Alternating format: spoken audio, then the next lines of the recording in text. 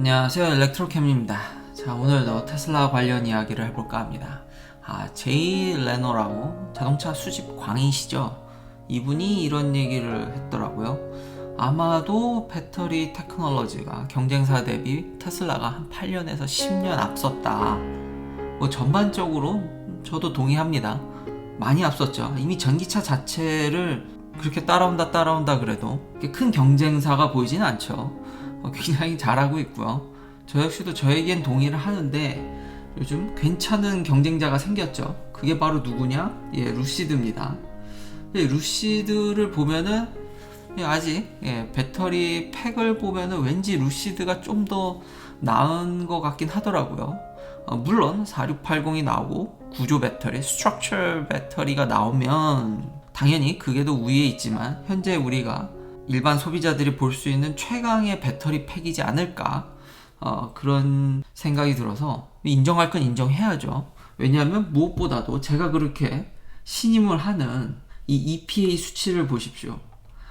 물론 연비도 그렇고 자동차에 기름 넣는 전기차도 그렇고 자신의 운전 스타일과 상황에 따라서 전비는 달라집니다.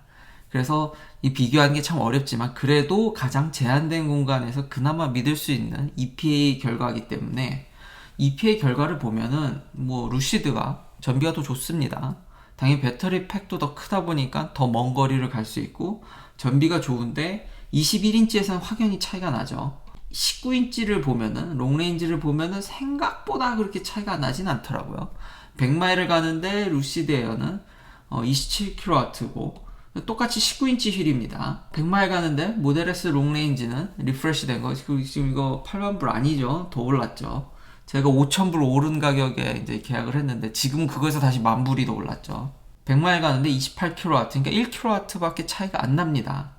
그래서 생각보다 차이가 안 나는데 어떻게 보면 또 테슬라가 선전하는 것 같고, 왜냐하면 루시드는 800V 시스템 쓰죠. 900V 더 높은 전압을 쓰기 때문에 전압이 올라가면 저항을 다운시킬 수 있기 때문에 그런 효과가 나기 때문에 그런 것 치고는 생각보다 차이가 안 나는 거 봐서는 테슬라가 잘하는 걸 수도 있겠지만, 그래도 지금 재미난 기사 이 내부를 이렇게 샅샅이 비교해 놓은 거를 보면은 테슬라 모델 3나 모델 Y의 모듈을 개량한 듯한 그런 모습이 보여서 일단 구조적으로는 좀 더 나아 보이긴 합니다.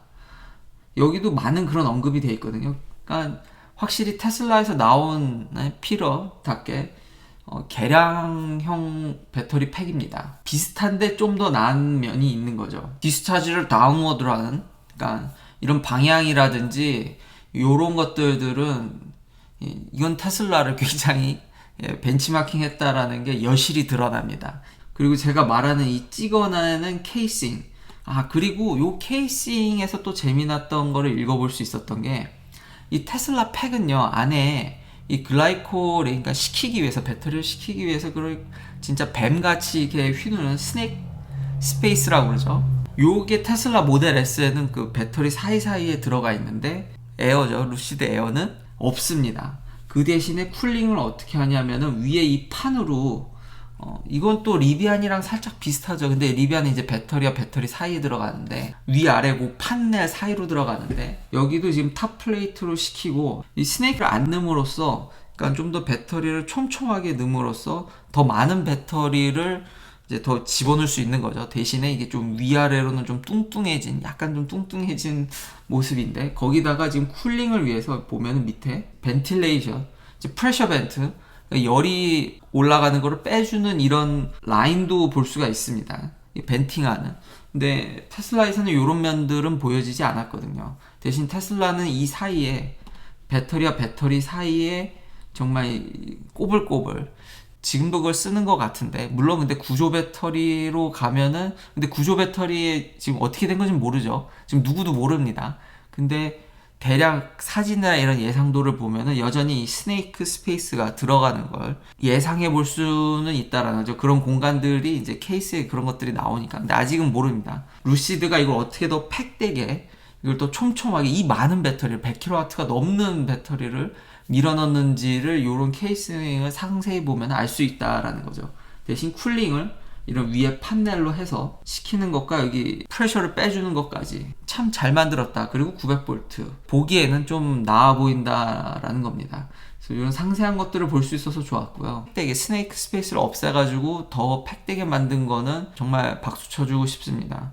그러니까 단순히 참 이렇게 양산이 참 어려운 게 단순히 배터리 더 넣어, 더 넣는 것도 쉽지 않습니다.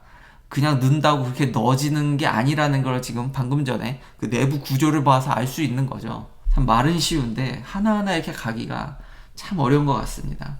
또 그리고 이런 기술적이면 지금 루시드 에어가 더 나아 보이지만 어쨌든 양산이 좀 늦어지고 있죠. 그러니까 보기에는 좀 좋을지언정 그게 양산하기 또 어려울 수도 있긴 합니다. 그렇지만 일단 완성품 그 딱 하나만 보면은 여전히 루시드가 나아 보인다. 일단 배터리 분석 구조로는 그러네요. 다시 봐도 생각보다 전비가 그렇게 많이 차이 나진 않아서 역시 변수가 참 많다. 그러니까 그거 하나만 보고 또 너무 확대 해석은 금물입니다. 이렇듯 어떤 완성품 차량을 소비자한테 인도한다라는 거는 진짜 너무 많은 변수가 있는 것 같습니다. 자, 배터리를 얘기했으니까 또 구독자님께서 그 남겨주신 퀀텀 스케이프 여기가 또 이제 실험에 또 성공을 해서 여기는 정말 무슨 랩 단위로 실험해가지고 하나하나 넘을 때마다 주식이 등락하고 참 신기한 세상입니다. 완벽한 프로덕트를 만드는 게 아니라 어떤 기술 개발을 하나 할 때마다 그냥 랩에서 뭐 하나 이렇게 넘어갈 때마다 옛날엔 논문을 썼다면은 이걸로 이제 주식이 등락하는 참 신기한 세상인데요. 아니나 다를까 이 주식을 보면 롤러코스터입니다. 최근만 하더라도 거의 뭐 40불대를 찍었다가 지금 내리막을 쭉쭉쭉쭉 내려오고 있죠. 여기 보면은 이게 이제 10레이어를 성공해서 멀티레이어를 성공해가지고 이제 각광을 받았다가 요즘은 좀 어수선하죠. 주식시장이. 그래서 다시 미끄러져 내려오는 그런 모습을 보여줬는데 일단 그러면 이런 퀀텀 스케이프가 이제 스팟라이트를 받으니까 솔리드 스테이트 배터리에 대해서도 한번 얘기를 안 할 수가 없죠. 물론 퀀텀 스케이프가 보여주는 성능은 대단합니다. 전고체 배터리로서 멀티 레이어를 통해서 빨리 충전하고 용량도 잘, 리텐션도 잘 유지를 했고요. 이제는 이런 셀 모양이 아니라 이제 덩어리를 보여주기 시작하죠. 뭐 전고체니까 속도도 빠르고 퍼포먼스는 익히 하도 예전에 제가 솔리드 스테이트 배터리의 퍼포먼스를 지겹게 얘기해서 그리고 이분들 근데 보니까 이제 생각보다 10레이어를 빨리 와서 2022년이나 2023년에 프로토타입을 이제 넘긴다고 합니다. 그러니까 좀 계획이 더 빨라졌으니까 이제 우리 좀 봐줘 이런 거죠. 근데 아직까지 저는 글쎄요 양산이 좀 미지수인 게 자 그러면 학계에 이런 논문들 솔리드 스테이트 배터리에 대한 논문들을 좀 봤거든요. 또 심심하니까 쭉 보면은 아직 뭘 잘 모릅니다. 자 예를 들면 솔리드 스테이트 배터리에 보면은 지금 퀀텀 스케이프도 밝혔듯이 덴드라이트를 억제해야 된다. 덴드라이트도 제가 지겹게 얘기를 했죠. 이런 부작용으로 삐죽삐죽 나오는. 자 이제 배터리가 왜 터지는지에 대해서 대략적으로는 아는 거죠. 그럼 더 깊게 들어가 보자라는 거죠. 그게 왜 생기는지, 왜 우리가 원치 않는데 그럼 왜 생기는지, 그럼 어떻게 하면 막을 것인지. 지금 단순히 이렇게 세라믹으로 세퍼레이터 막을 좀 더 정말 안 뚫리게 이렇게 해서 쇼티지 나는 걸 막는 게 아니라 애시당초 덴드라이트를 왜 아예 생성이 안 되게 할 수는 없냐라는 거죠. 그냥 사이드 이펙트가 일어나니까 생성되는 건데 라고 얘기하기에는 그 원리와 메커니즘을 아는 게 참 중요한데요. 그런 게 하나도 안 돼 있기 때문에 지금 현재 쉐비 볼트 불나서 지금 조사 계속하고 있죠. 배터리는 불나면 다 이제 증거를 안 남기기 때문에 모른다. 이런 걸로 넘기기에는 우리가 너무 많은 걸 모릅니다. 그냥 대체적으로 그런 현상이 일어난다라는 걸 아는 거지. 왜 리튬이 그런 사이드로 그런 반응을 가는지, 우리가 원치 않은 반응으로 갈 때 사이드로 여러 가지 가는데 왜 가는지, 그러면 그 원리를 알면은 아예 안 생기게 그 루트를 그 라웃을 다 막아버릴 수가 있는데 아직도 잘 모릅니다. 좀 이 배터리가 좀 미지의 세계인 것 같습니다. 그래서 그런 부분들이 있기 때문에 단순히 지금 화재나는 배터리도 원인 찾기가 쉽지 않습니다. 놀란다고 하니까 제가 옛날에 포르쉐에 대해서 좀 많이 비판적이었죠. 근데 또 이런 뉴스가 나옵니다. 이제 포르쉐 타이칸에 독일에서 위슬블로, 그러니까 내부 고발자인데 이거는 좀 그러니까 확인을 해봐야 되는 겁니다. 근데 이런 얘기들이 많습니다, 지금. 그러니까 타이칸이 인도된 것 중 60%다. 열의 6대가 배터리 문제가 있답니다, 지금. 그래서 몰래 이걸 지금 소비자들한테 안 알려주고 바꿨다라는 얘기가 있죠. 근데 확인이 좀 더 필요하지만, 이렇듯 우리는 현재 쓰고 있는 배터리도 문제가 많습니다. 근데 요즘 테슬라가 불이 잘 안 나죠. 팔린 양에 비하면 또 거의 다 불티나게 팔렸는데, 불티나게 팔리고 불이 좀 다른 회사들에 비하면 불은 안 나는 것 같습니다. 소식이 별로 이렇게 잘 전해지지 않죠. 초기에는 좀 많이 이렇게 관심을 받았는데 요즘은 또 그런 뉴스가 많이 나오진 않는 것 같습니다. 참 이런 거 보면 매니지먼트가, 근데 물론 테슬라라고 완벽한 건 아니지만 지금 포르쉐 같은 경우도 이런 얘기 카더라도 있다라는 거죠. 그리고 실제로 팩트로 확인된 건 볼트는 장난이 아니죠. 이렇기 때문에 제가 그러니까 좀 더 메인 다시 메시지로 돌아오면, 현재 배터리도 지금 뭐가 어떻게 되는지 모르는데 퀀텀 스케이프도 그런 문제를, 그러니까 양산 플러스 지금 문제점에 대해서도 확실히 그냥 솔리드 스테이트 배터리니까 화재야 당연히 안심하는 게 아니라 이거 모르는 겁니다. 이론적으로는 완벽히 안전한 건데 그런 기초과학들이 그러니까 발달될 이유가 여기 있는 겁니다. 그런 원리를 깊숙이 파악하고 원자들의 이동을 하나하나 이런 체크를 해서 그런 것들이 의미가 있는데, 너무 응용과학에 치우치면 그냥 대체적으로 그렇게 되나 보다 하고 넘어가면 결국 이런 사단이 나는 거죠. 아이디어는 솔리드 스테이트 배터리가 이제 막 비싸다 어쩌다 하니까 소디움, 나트륨으로도 솔리드 스테이트 배터리도 연구가 되고 있습니다. 그러니까 상상하는 그 거의 모든 것들은 요즘 다 웬만한 게 다 논문으로 나오더라고요. 근데 실제 소비자에게 양산으로, 그러니까 물건으로 전달되냐 안 되냐는 굉장히 어렵고, 반도체 회사도 그렇고 회사들이 양산에 성공했다라는 거는 커스트까지 고려한 겁니다. 그래서 아직은 지금 학계 이런 면들을 봤을 때 갈 길이 멀어 보인다. 그게 그리고 주식에서 그런 롤러코스터도 반영이 되고 있다. 근데 물론 기술적으로는 여기까지 온 거, 그 퀀텀 스케이프도 밝혔듯이 누구도 여기까지 발표하지 않았다 그러죠. 여기까지 도달한 게 우리가 뭐 최초다는데 축하드립니다. 기술적으로는, 그러니까 같은 연구자로서 뭐 그런 면들로 봤을 때는 10번 뭐 엄청 박수 쳐줘도 안 아깝습니다. 근데 참 이게 주식이 개입되고 돈이 개입되고 이걸 팔아야 된다라는 관점에서 보면 참 정말 일론 머스크 말대로 다시 한번 한 10,000배쯤 어려운 것 같긴 합니다. 여튼 또 루시드 소식도 이제 좀 마무리를 하면, 지금 계산해 보면은 저렇게 내부를 다 까보고 적당히 계산해 보면은 실제 거의 120kWh에 가까운, 근데 이제 버퍼를 잡아야 되니까 진짜 가용할 수 있는 건 114, 3 뭐 그 정도고요. 자꾸 그런 용량이나 이런 것들에 대해서 이제 너무 배터리 용량이 커지니까 잊지 말아야 될 게, 우리 그때 지금 제가 설명을 했죠. 밑에 이런 벤틸레이션, 그러니까 열기도 빼야 되고, 그냥 고압으로 충전하면 그 열들을 다 빼야 되고 글라이콜을 흘려야 되니까 펌프가 돌아야 되고, 그런 에너지들. 그러니까 왜 내가 100을 충전했는데 너는 왜 80, 90만 충전됐어? 라고 생각하지 마시고, 실제로 이런 진짜 고압 충전에 있어서는 이런 에너지 러스가 테슬라도 그렇고 어느 정도는 있습니다. 그러니까 시켜야 되니까요. 이런 거 보면 레벨 2가 딱인 것 같긴 한데요. 효율적인 면에서는 적당히 고압이고, 그렇게 해서 이제 힐 러스가 적으니까, 그러니까 110V라든지 너무 낮은 전압에서 하면은 전압이 떨어져서 저항이 커지니까 좀 그런 면들도 있는데, 너무 고압으로 가게 되면 이렇게 열 손실이 많이 나니까 그걸 또 식히기 위해서 배터리가 막 해야 되니까 이런 손실분이 있으니까 정말 극한의 효율은 그냥 레벨 2 정도에 그냥 오랫동안 찔러 놓는, 뭐 240V에 뭐 암페어 좀 높게 해서 오래 찔러 놓는 게 효율은 가장 좋지 않나라는 또 생각이 듭니다.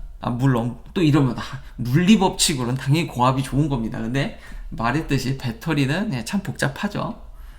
자, 이제 테슬라 이야기인데요. 지금 FSD 베타에 대한 기사가 또 나와서 이런 후기를 이렇게 공유를 해주셨더라고요. 근데 제가 공감이 이분이 하신 얘기가 잘 안 돼가지고, 기사가 물론 일렉트렉이 되게 이렇게 테슬라의 우호적인데 좋은 점과 나쁜 점에 대해서 쉐어를 했는데 전혀 저는 그거에 공감이 잘 안 돼서, 오히려 그 댓글을 보니까 거기에는 댓글이 훨씬 더 저랑, 실제 전 베타를 쓰고 있으니까요, 그게 많이 공감이 돼서, 뭐 좋은 점은 잘하면은 막 진짜 zero intervention, 그러니까 손대지 않고 거의 진짜 완벽히 자율주행되는 거. 그리고 여기 후기 중에 보면 실제 속도 리밋이 80마일에 걸린다라는 점, 그리고 가끔 팬텀 브레이크도 이분이 얘기하는데 저는 그다지 팬텀 브레이크를 겪지를 못했거든요. 근데 예, 속도를 기분 나쁘게 계속 줄이는 점 있긴 있습니다. 그러니까 비스무리하게 있는데 예전보다 심한지는 잘 모르겠는데 이제 나쁜 점에 대해서 보면 막 갑자기 차선을 막 바꾼다라든지 턴하는 게 좀 부자연스러운 게 있지만 저는 잘하는 것 같은데 이게 처해진 환경이라든지 쓰는 환경 베타가 많은 걸 한다 할지라도 이거는 평가하는 사람이라든지 어떤 환경에 차를 노출에 따라 천치 차이니까요. 뭐 이분이 처한 상황에서 그런 거 같다라고도 뭐 넘길 수는 있을 것 같지만 댓글을 보면은 이런 면들이 저한테 훨씬 더 와닿았거든요. 프리웨이에서는 정말로 할 일이 없습니다. 그러니까 하이웨이, 그러니까 고속도로에서는 정말 많은 게 줄었고 근데 시내 주행은 최악이다. 동의합니다. 아주 완벽하지 않죠. 저도 심각한 에러를 최근에 발견했는데 라운드바웃 같은 데 보면은 대부분의 라운드바웃이 이게 차선이 하나인데 그 안에 2차선으로 나눠지는 좀 넓은 라운드바웃을 가면 얘가 헤매더라고요. 그거는 확실한 에러라서 좀 더 이제 나아지길 기대하겠고요. 다른 이야기로는 스티어링 휠이나 어떤 상황에 있어서 대처하는 능력은 정말 너무 탁월하고 너무 끝내준다. 그래서 정말 감명 많이 받았다 그러는데 이분도 지적하는 게 저도 그렇죠. 제가 그래서 악셀레이션 한다 그러죠. 떠밀어 준다고. 그러니까 언제 가속해야 되고 언제 하지 말아야 될지 이거는 저도 이건 인정을 합니다. 여전히 갈 때 쓸 때를 이게 잘 안 됩니다. 타이밍을 잘 못 잡아요. 그런 부분들은 확실히 아쉽다. 오히려 이 기사에 대해서 댓글 나온 것들 베타 쓰시는 분들이 나는 이렇습니다 이런데 훨씬 더 저는 그거에 공감이 많이 돼서 오늘 이렇게 이야기를 했고요. 자, 마지막으로 간략하게 몇 가지들의 이런 이야기들을 해보면 이제 오피셜리 텍사스로 갔습니다. 이제 간다 이미 발표는 했지만 오피셜리 간 거는 오늘인 것 같습니다. 완전히 완벽히 이제 텍사스로 공장도 거의 완공돼 가겠다. 헤드쿼터를 진짜로 이제는 오피셜리 옮겼고요. 두 번째로는 중국에서 이런 영상들을 보여줬는데 이러니까 배터리뿐만 아니라 참 다른 회사들이 쫓아가기 참 가랑이가 찢어질 것 같다라는 생각이 드는 게 지금 제가 쓰고 있는 이제 모델 3는 인텔 아톰 CPU 제가 전에 얘기를 했었죠. 이게 좀 터치감이 그러니까 일반 자동차 회사들 기준으로 하면 무진장 빠르긴 합니다. 여전히 아톰 CPU를 써도 정말 좋은데 MCU가 근데 스마트폰이랑 비교하면 이거 느리죠. 레깅 되죠. 그러니까 차량들 비해 그러니까 자동차 회사들 비하면 월등히 빠르지만 또 스마트 회사랑 비교하면 폰 회사랑 비교하면 이게 좀 아쉬운데 이제 AMD 라이젠으로 가면서 훨씬 더 퍼포먼스가 임프루브 된 거를 보여주는데요. 이런 터치감이라든지 지도를 이렇게 보면은 이거 레깅 지금 네트워크 이슈인 것 같기도 했는데 물론 네트워크 이슈도 있겠죠. 근데 컴퓨테이션 파워도 좀 문제가 있었구나라는 걸 이번 이런 영상으로 보면서 알았습니다. 그러니까 앱을 실행시키는 속도라든지 이제는 신형 버전들은 더 빠릿빠릿해졌다라는 거죠. 진짜 이제 컴퓨터화 되는 거죠. 이런 것들을 보면 아직 참 기존의 내연기관 회사들은 반도체 부족도 있고 물론 테슬라도 있지만 참 아직 컴퓨터를 넣기에는 한없이 부족하죠. 그런 걸 보면은 배터리뿐만 아니라 이런 데서도 현격히 너무 많은 격차가 나는 게 아닌가라는 생각이 듭니다. 긴 영상 시청해주셔서 감사합니다. 내일도 테슬라 관련 이야기들로 찾아뵙겠습니다.